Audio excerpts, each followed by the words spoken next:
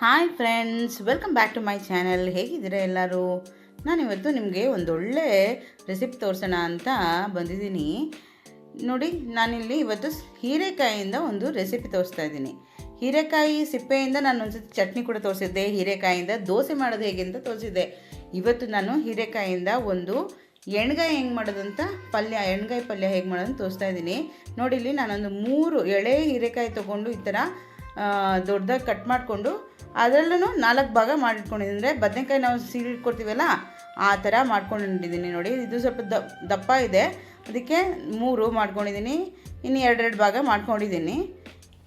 ಇವಾಗ ಇದಕ್ಕೆ ಸ್ವಲ್ಪ ಈರುಳ್ಳಿ, ಒಂದು 3ರಿಂದ 4 ಮೀಡಿಯಮ್ ಸೈಜ್ ಈರುಳ್ಳಿನ ಚಿಕ್ಕದಾಗಿ ಕಟ್ ಮಾಡಿ ಇಟ್ಕೊಂಡಿದ್ದೀನಿ. ಸ್ವಲ್ಪ ಕೊತ್ತಂಬರಿ ಸೊಪ್ಪು ಬೇಕು. ಕೊತ್ತಂಬರಿ ಸೊಪ್ಪು ಸ್ವಲ್ಪ ಜಾಸ್ತಿನೇ ಬೇಕು. ಖಾರಕ್ಕೆ ಎಷ್ಟು ಬೇಕೋ ಅಷ್ಟು ಹಸಿಮೆಣಸಿನ್ಕಾಯಿ, ಸ್ವಲ್ಪ ಬೆಳ್ಳುಳ್ಳಿ, ಒಂದು 2ರಿಂದ 3 ಟೇಬಲ್ ಸ್ಪೂನಷ್ಟು ಕಡಲೆಕಾಯಿ ಬೀಜ, ಸ್ವಲ್ಪ ತೆಂಗಿನಕಾಯಿ ತುರಿ, ಫ್ರೆಶ್ ತೆಂಗಿನಕಾಯಿ ತುರಿ ನಾನು ಇಟ್ಕೊಂಡಿರೋದು, ಮತ್ತು ಎಣ್ಣೆ, ಅರಿಶಿನ, ಸ್ವಲ್ಪ ಹುಣಸೆಹಣ್ಣು, ಒಂದು ನಿಂಬೆಕಾಯಿ, ಚಿಕ್ಕ ನಿಂಬೆಕಾಯಿ ಗಾತ್ರದಷ್ಟು ಹುಣಸೆಹಣ್ಣು ನೀರಲ್ಲಿ ನೆನೆಸಿಟ್ಕೊಂಡಿದ್ದೀನಿ. 1-2 ಟೇಬಲ್ ಸ್ಪೂನಷ್ಟು ಬಿಳಿ ಎಳ್ಳು ಆಗುತ್ತೆ, ಕಪ್ಪೆಳ್ಳು ಆಗುತ್ತೆ. ಒಂದು ಸ್ಪೂನಷ್ಟು ಗರಂ ಮಸಾಲ, ರುಚಿಗೆ ತಕ್ಕಷ್ಟು ಉಪ್ಪು, ಸ್ವಲ್ಪ ಬೆಲ್ಲ, ನಂತರ ಒಗ್ಗರಣೆಗೆ ಕರಿಬೇವು, ನಂತರ ಸಾಸಿವೆ, 1 ಸ್ಪೂನ್ ಸಾಸಿವೆ, 1 ಸ್ಪೂನ್ ಜೀರಿಗೆ, ಮತ್ತು 1 ಸ್ಪೂನು ಉದ್ದಿನಬೇಳೆ, 1 ಸ್ಪೂನ್ ಕಡಲೆಬೇಳೆ, ಒಗ್ಗರಣೆಗೆ ಒಂದು ಸ್ವಲ್ಪ 1ರಿಂದ 2 ಒಣಮೆಣಸಿನ್ಕಾಯಿ. ಇಷ್ಟೇ ಬೇಕಾಗೋದು. ಮಾಡೋದು ಹೇಗೆ ಅಂತ ನೋಡೋಣ. ತುಂಬ ಸುಲಭ, ಇದು ತುಂಬ ರುಚಿಯಾಗಿರುತ್ತೆ. ನಾನು ಫಸ್ಟ್ ಟೈಮ್ ಮಾಡಿದಾಗಲೇ ತುಂಬ ಇಷ್ಟ ಆಗೋಯಿತು ಮನೆಯವ್ರಿಗೆಲ್ಲರಿಗೂ. ಮೊದಲಿಗೆ ಏನು ಮಾಡಬೇಕು, ಒಂದು ಬಾಣಲೆ ಇಟ್ಕೊಂಡು ಅದಕ್ಕೆ ಸ್ವಲ್ಪ ಎಣ್ಣೆ ಹಾಕೋಬೇಕು. ನಾನು ಹೇಳಿದ್ನಲ್ಲ, ಇದಕ್ಕೆ ಎಣ್ಗಾಯಿ ಅಂದರೆ ಎಣ್ಣೆ ಜಾಸ್ತಿ ಬೇಕು. ಸೊ ಎಣ್ಣೆ ಜಾಸ್ತಿ ಸ್ವಲ್ಪ ಇಟ್ಕೊಂಡು ಎಣ್ಣೆ ಕಾದ್ಮೇಲೆ ಸಾಸಿವೆ ಮತ್ತು ಜೀರಿಗೆನ ಹಾಕೋಬೇಕು. ಸಾಸಿವೆ ನೋಡಿ ಸಿಡಿತಾ ಇದ್ದಂಗೆ ಇದಕ್ಕೆ ಉದ್ದಿನಬೇಳೆ, ಕಡಲೆಬೇಳೆ ಹಾಕ್ಕೊಳ್ಳಿ.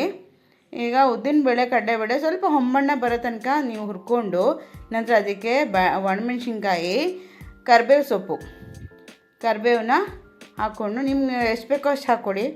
ಇದು ಇಷ್ಟೇ ಅಂತೇನಿಲ್ಲ, ತುಂಬ ಒಳ್ಳೆಯದು ಆರೋಗ್ಯಕ್ಕೆ ಕರಿಬೇವು. ಹಾಗಂತ ತುಂಬ ಹಾಕ್ಕೊಳ್ಳೋದಲ್ಲ, ಒಗ್ಗರಣೆಗೆ ಎಷ್ಟು ಬೇಕೋ ಅಷ್ಟು ಹಾಕ್ಕೊಳ್ಳಿ. ನಂತರ ಇದನ್ನು ಚೆನ್ನಾಗಿ ಹುರ್ಕೊಂಡು, ಇವಾಗ ಇದು ಹುರಿದಾದ್ಮೇಲೆ ಇದಕ್ಕೆ ಈರುಳ್ಳಿ ಹಾಕ್ಕೋಬೇಕು. ನಾನು ಸಣ್ಣದಾಗಿ ಕಟ್ ಮಾಡಿರೋಂಥ ಈರುಳ್ಳಿ ಹಾಕ್ಕೊಳ್ತಾ ಇದ್ದೀನಿ. ಈರುಳ್ಳಿನ ಈ ಥರನೇ ಸಣ್ಣದಾಗೇ ಕಟ್ ಮಾಡ್ಕೊಳ್ಳಿ. ಓಕೆ, ದೊಡ್ಡ ಹೋಳುಗಳನ್ನು ಮಾಡ್ಕೋಬೇಡಿ. ಇವಾಗ ಇದು ಈರುಳ್ಳಿನೂ ಹಾಕ್ಕೊಂಡು ಹುರ್ಕೊಂಡು, ಈರುಳ್ಳಿ ಒಂದು ಸ್ವಲ್ಪ ಬಣ್ಣ ಚೇಂಜ್ ಆದಮೇಲೆ ಇವಾಗ ನಾವು ಸೀಳಿಟ್ಕೊಂಡಿದ್ದೀವಲ್ಲ ಹೀರೆಕಾಯಿನ ಹಾಕ್ಕೊಳ್ಳೋಣ. ಇದು ಎಳೆ ಹೀರೆಕಾಯಿ. ನಾನೊಂದು 3 ಹೀರೆಕಾಯಿನ ಈ ಥರ ಇದಕ್ಕೆ ಬಳಸ್ಕೊಂಡಿದ್ದೀನಿ. ಅದು ಸಿಪ್ಪೆನ ಬಿಸಾಕಿಲ್ಲ ಫ್ರೆಂಡ್ಸ್. ಲಾಸ್ಟ್ ಟೈಮ್ ನಾನು ಸಿಪ್ಪೆದು ನಿಮ್ಗೊಂದು ರೆಸಿಪಿ ತೋರಿಸಿದ್ದೀನಲ್ಲ, ಅದಕ್ಕೋಸ್ಕರ ಎತ್ತಿಟ್ಟಿದ್ದೀನಿ. ಇವಾಗ ಇದನ್ನು ಚೆನ್ನಾಗಿ ಮಿಕ್ಸ್ ಮಾಡಬೇಕು. ಮಿಕ್ಸ್ ಮಾಡಿಬಿಟ್ಟು ಇದಕ್ಕೆ ಸ್ವಲ್ಪ ಉಪ್ಪು ಹಾಕೋಬೇಕು. ಯಾಕೆಂದರೆ ಇದು ಬೇಗ ಬೇಯುತ್ತಲ್ವಾ, ಅದಕ್ಕೆ ನೋಡಿಕೊಂಡು ಸ್ವಲ್ಪ ಉಪ್ಪು ಹಾಕ್ಕೊಳ್ಳಿ. ಆಮೇಲೆ ನೋಡ್ಕೊಂಡು ಮತ್ತೆ ಹಾಕ್ಕೊಂಡ್ರೆ ಆಗುತ್ತೆ. ಸ್ವಲ್ಪ ಉಪ್ಪು ಹಾಕ್ಕೊಂಡು ನಂತರ ಸ್ವಲ್ಪ ಅರಿಶಿನ ಹಾಕ್ಕೊಳ್ಬೇಕು. ಇದ್ರ ಜೊತೆಗೇ ಸ್ವಲ್ಪ ಬೆಲ್ಲ ಮತ್ತು ಸ್ವಲ್ಪ ಇದನ್ನು ಮಿಕ್ಸ್ ಮಾಡ್ಕೋಬೇಕು ಚೆನ್ನಾಗಿ. ಇವಾಗ ಇದಕ್ಕೆ ನೀರೇನು ಹಾಕೊಳ್ಳೋದು ಬೇಡ. ನಾವು ಹೀರೆಕಾಯಿ ತೊಳೆದಾಗ ಅದೇನಾಗುತ್ತೆ, ನೀರು ಎಳ್ಕೊಂಡಿರುತ್ತೆ. ಸೊ ಹಾಗಾಗಿ ಇದಕ್ಕೆ ನೀರು ಮತ್ತು ಎಕ್ಸ್ಟ್ರಾ ಹಾಕೊಳ್ಳೋದು ಬೇಡ. ಇದನ್ನು ಮುಚ್ಚಿಬಿಟ್ಟು ಒಂದು 5ರಿಂದ 6 ನಿಮಿಷ ಇದನ್ನು ಬೇಯೋಕ್ಕೆ ಬಿಡಬೇಕು. ಮುಚ್ಚಿ ನಾನು ಬೇಯೋಕ್ಕೆ ಬಿಡ್ತಾಯಿದ್ದೀನಿ. ಇದು ಇವಾಗ ಬೇಯೋಷ್ಟರಲ್ಲಿ ಒಂದು ಸ್ವಲ್ಪ ಮೀಡಿಯಮ್ ಫ್ಲೇಮಲ್ಲಿ ಇಟ್ಕೊಳ್ಳಿ, ಮೀಡಿಯಮ್ ಉರಿಯಲ್ಲಿ ಇಟ್ಕೊಂಡು ಬೇಯಿಸ್ಕೊಳ್ಳಿ. ನಂತರ ಇವಾಗ ಅದು ಆಗೋಷ್ಟರಲ್ಲಿ ಈ ಕಡೆ ಒಂದು ಮಸಾಲೆ ಮಾಡ್ಕೋಬೇಕು. ಮಸಾಲೆಗೆ ಸ್ವಲ್ಪ ಕೊತ್ತಂಬರಿ ಸೊಪ್ಪು ಬೇಕು. ನಾನು ಸ್ವಲ್ಪ ಕೊತ್ತಂಬರಿ ಸೊಪ್ಪು ಆ ಕಡೆ ತಳ್ತಾ ಇದ್ದೀನಿ, ಯಾಕೆಂದರೆ ಆಮೇಲೆ ಬೇಕು, ಅದು ಹೇಳ್ತೀನಿ ಏನಕ್ಕೆ ಅಂತ. ಇವಾಗ ಕೊತ್ತಂಬರಿ ಸೊಪ್ಪು ಹಾಕ್ಕೊಂಡಿದ್ದೀವಲ್ಲ ಮಿಕ್ಸಿ ಜಾರ್ಗೆ ಕೊತ್ತಂಬರಿ ಸೊಪ್ಪು ಹಾಕ್ಕೊಂಡು ಬೆಳ್ಳುಳ್ಳಿ ಹಾಕ್ಕೊಳ್ತಾ ಇದ್ದೀನಿ, ಒಂದು 10ರಿಂದ 15. ಬೆಳ್ಳುಳ್ಳಿ ಇಷ್ಟಪಡದಿರೋರು ಬೆಳ್ಳುಳ್ಳಿನ ಸ್ಕಿಪ್ ಕೂಡ ಮಾಡ್ಬೋದು. ಓಕೆ, ಇವಾಗ ಎಳ್ಳು ಮತ್ತು ಕಡಲೆಕಾಯಿ ಬೀಜ, ನಂತರ ಹಸಿಮೆಣಸಿನ್ಕಾಯಿ. ಖಾರಕ್ಕೆ ನಾನು ಹಸಿಮೆಣಸಿನ್ಕಾಯಿ ಮಾತ್ರ ಹಾಕ್ಕೊಳ್ತಾ ಇರೋದು, ಯಾವುದೇ ಕಾರಣಕ್ಕೂ ಖಾರದ ಪುಡಿ ಬಳಸ್ತಾ ಇಲ್ಲ. ನಿಮ್ಮ ಖಾರಕ್ಕೆ ಎಷ್ಟು ಬೇಕೋ ಅಷ್ಟು ಹಸಿಮೆಣಸಿನ್ಕಾಯಿನ ಹಾಕ್ಕೊಳ್ಬೋದು. ಇವಾಗ ನಂತರ ಇದಕ್ಕೆ ಹುಣಸೆ ಹಣ್ಣು, ನೆನೆಸಿರೋಂಥ ಹುಣಸೆ ಹಣ್ಣನ್ನ ಈ ರುಬ್ಬೋ ಮಸಾಲೆಗೇ ಹಾಕ್ಕೊಳ್ತಾ ಇದ್ದೀನಿ. ನಂತರ 1 ಕಪ್ಪಷ್ಟು ಫ್ರೆಶ್ ತುರಿದಿರೋಂಥ ತೆಂಗಿನ ತುರಿ, ಇದನ್ನು ಹಾಕ್ಕೊಂಡು ಸ್ವಲ್ಪ ರುಬ್ಬಕ್ಕೆ ಎಷ್ಟು ಬೇಕೋ ಅಷ್ಟು ನೀರು ಹಾಕ್ಕೊಂಡು ಇದನ್ನು ನುಣ್ಣಗೆ ರುಬ್ಕೋಬೇಕು. ತುಂಬ ಫೈನ್ ಪೇಸ್ಟ್ ಮಾಡ್ಕೊಳ್ಬೇಕು. ತುಂಬ ಫೈನ್ ಪೇಸ್ಟ್ ಮಾಡ್ಕೊಂಡು ಬರ್ತಾಯಿದ್ದೀನಿ ನೋಡಿ ಇದು ರುಬ್ಬಿ ಆಗಿದೆ. ಫುಲ್ಲು ನುಣ್ಣಗೆ ರುಬ್ಕೊಂಡಿದ್ದೀನಿ ನೋಡಿ. ನಾನು ಆಗಲೇ ಏನೂ ನೀರು ಹಾಕಿರಲಿಲ್ಲ ನೋಡಿ, ಆದರೂ ನೋಡಿ ಎಷ್ಟು ನೀರು ಬಿಟ್ಕೊಂಡಿದೆ.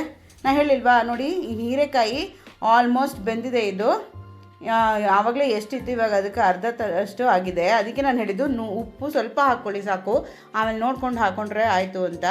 ಇವಾಗ ಇದು ಬೆಂದಿರೋ ಹೀರೆಕಾಯಿಗೆ ರುಬ್ಬಿರೋ ಅಂಥ ಏನು ಮಸಾಲೆ ನಾವು ಮಾಡ್ಕೊಂಡಿದ್ದೀವಲ್ಲ, ರುಬ್ಬಿರೋ ಮಸಾಲೆ ಅದೆಲ್ಲ ಹಸಿನೇ ಹಾಕ್ಕೊಂಡಿರೋದು ನಾವು. ನೀವು ಅದನ್ನು ಹಾಕ್ಕೊಂಡು ಸ್ವಲ್ಪ ಅದಕ್ಕೇ ಸ್ವಲ್ಪ ನೀರು ಹಾಕ್ಕೊಂಡು ಮಿಕ್ಸ್ ಮಾಡಿಕೊಂಡು ಇದು ಚೆನ್ನಾಗಿ ಕುದಿಯೋಕ್ಕೆ ಬಿಡಬೇಕಿದ್ನ.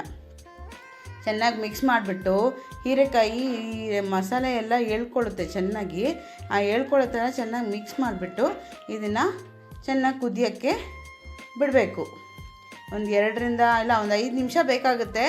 ಒಂದು 5ರಿಂದ 7 ನಿಮಿಷ ತನಕ ಬೇಕಾಗುತ್ತೆ.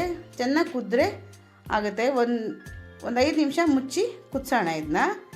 ಮತ್ತು ನಾನು ಮಿಕ್ಸಿ ಜಾರಲ್ಲಿ ಇದು ಮಾಡಿರೋ ನೀರು ಮಾತ್ರ ಹಾಕಿರೋದು, ಬೇರೆ ಏನು ನೀರು ಹಾಕಿಲ್ಲ ನೋಡಿ. ಈಗ 5 ನಿಮಿಷ ಆಗಿದೆ ನೋಡಿ, ಇನ್ನೂ ನೀರಿನ ಅಂಶ ಇದೆ. ತುಂಬ ಗ್ರೇವಿ ಬೇಡ ಅನ್ನೋರು ನೀರನ್ನ ಹಿಂಗಿಸ್ಕೋಬೋದು, ಅಥವಾ ಗ್ರೇವಿ ಥರ ಇದ್ದರೆ ಚೆನ್ನಾಗಿರುತ್ತೆ. ಚಪಾತಿಗೆ, ಪೂರಿಗೆ, ಅನ್ನಕ್ಕೆ ತುಂಬ ಚೆನ್ನಾಗಿರುತ್ತೆ ಇದು ಎಣ್ಗಾಯಿ. ಗ್ರೇವಿ ಬೇಕು ಅನ್ನೋರು ಈ ಥರ ನೀರಾಗಿ ಮಾಡ್ಕೊಳ್ಳಿ. ಇಲ್ಲಾಂದರೆ ಸ್ವಲ್ಪ ನೀರನ್ನು ಆವಿ ಮಾಡಿಸ್ಕೊಳ್ಳಿ. ನಂತರ ಇದಕ್ಕೆ 1 ಸ್ಪೂನಷ್ಟು ಗರಂ ಮಸಾಲ ಹೇಳಿದ್ನಲ್ಲ ನಾನು, ಗರಂ ಮಸಾಲ ಮಾತ್ರನೇ ಹಾಕಿರೋದು ನಾನು, ಬೇರೆ ಯಾವುದೇ ಮಸಾಲೆ ಪುಡಿ ಕೂಡ ಹಾಕಿಲ್ಲ. ಖಾರದ ಪುಡಿ ಆಗಲಿ, ಧನಿಯಾ ಪುಡಿ ಆಗಲಿ, ಜೀರಿಗೆ ಪುಡಿ ಆಗಲಿ ಯಾವುದು ಹಾಕಿಲ್ಲ ನಾನು. ತುಂಬ ರುಚಿಯಾಗಿರುತ್ತೆ ಫ್ರೆಂಡ್ಸ್ ಇದು. ಖಂಡಿತ ಟ್ರೈ ಮಾಡಿಬಿಟ್ಟು ನನಗೆ ಹೇಳಿ ಹೇಗಿತ್ತಂತ ನೋಡಿ. ಇವಾಗ ಇದು ಮಸಾಲೆ ಎಲ್ಲ ಕೋಟಾಗಿ ಚೆನ್ನಾಗಿ ಮಿಕ್ಸ್ ಆಗಿದೆ. ಗರಂ ಮಸಾಲೆ ಹಾಕಿದಾಗಲೇ ಉಪ್ಪು ನೋಡ್ಕೊಳ್ಬೇಕಂದ್ರೆ ನೀವು ಎಕ್ಸ್ಟ್ರಾ ಹಾಕ್ಕೊಳ್ಬೋದು. ಇವಾಗ ಇದು ಆಗಿದೆ. ನಾನು ಇದಕ್ಕೆ ಕೊತ್ತಂಬರಿ ಸೊಪ್ಪು ಹಾಕಿ ಫಿನಿಶಿಂಗ್ ಟಚ್ ಕೊಟ್ಬಿಟ್ಟಿದ್ದೀನಿ. ನೆಕ್ಸ್ಟ್ ಇದನ್ನು ಸರ್ವ್ ಮಾಡ್ಕೊಳ್ಳೋಣ. ಇವಾಗ ಇದು ನೋಡಿ ಎಷ್ಟು ಕಲರ್ ಚೆನ್ನಾಗಿದೆ ಅಲ್ಲ, ಗ್ರೀನು, ಹೀರೆಕಾಯಿ ಗ್ರೀನು, ಇದು ಗ್ರೀನು, ತುಂಬ ಚೆನ್ನಾಗಿರುತ್ತೆ. ನಾನು ಫಸ್ಟ್ ಟೈಮ್ ಒಂದ್ಸತಿ ಮಾಡಿದೆ, ತುಂಬ ಚೆನ್ನಾಗಿ ಬಂದಿತ್ತು. ಅದಕ್ಕೆ ನಿಮಗೂ ತೋರಿಸೋಣ ಅಂತ ನಿಮಗೆ ಮಾಡಿ ತೋರಿಸ್ತಾ ಇದ್ದೀನಿ. ತುಂಬ ಸುಲಭ, ತುಂಬ ಬೇಗ ಆಗೋಗುತ್ತೆ. ಒಂದು ಹೇಳಿದ್ವಾ 20 ನಿಮಿಷದಲ್ಲಿ ರೆಸಿಪಿ ರೆಡಿಯಾಗಿ ಹೋಗುತ್ತೆ. ಖಂಡಿತ ಟ್ರೈ ಮಾಡಿ ಹೇಗಿತ್ತು ಅಂತ ನನಗೆ ಕಮೆಂಟ್ ಬಾಕ್ಸಲ್ಲಿ ತಿಳಿಸಿ. ಹೀರೆಕಾಯಿ ತುಂಬ ಇಷ್ಟಪಡೋರು ಇದನ್ನು ಖಂಡಿತ ಟ್ರೈ ಮಾಡಿಬಿಟ್ಟು ಹೇಳಿ. ಹೀರೆಕಾಯಿ ಇಷ್ಟಪಡದಿರೋರು ಕೂಡ ಇಂಥ ರೆಸಿಪಿ ಮಾಡಿಕೊಟ್ರೆ ಅವರು ತುಂಬ ಇಷ್ಟಪಟ್ಟು ತಿಂತಾರೆ. ಅಷ್ಟು ಚೆನ್ನಾಗಿರುತ್ತೆ. ನನ್ನ ಮಕ್ಕಳು ಕೂಡ ತುಂಬ ಇಷ್ಟಪಟ್ಟು ತಿಂತಾರೆ. ನಮ್ಮ ಮನೇಲಿ ಹೀರೆಕಾಯಿ ಎಲ್ಲರಿಗೂ ಇಷ್ಟನೇ. ಬಟ್ ಒಂದೊಂದು ಹೊಸ ರೆಸಿಪಿ ಮಾಡಿದಾಗ ಹೀಗೂ ಮಾಡ್ತೀಯಾ, ಇದು ಚೆನ್ನಾಗಿದೆ ಅಂತ ನಿಮ್ಮನ್ನು ಹೊಗಳ್ತಾರೆ. ಸೊ ಹಾಗಾಗಿ ಖಂಡಿತ ಟ್ರೈ ಮಾಡಿಬಿಟ್ಟು ಹೇಗಿತ್ತಂತ ನನಗೆ ತಿಳಿಸಿ.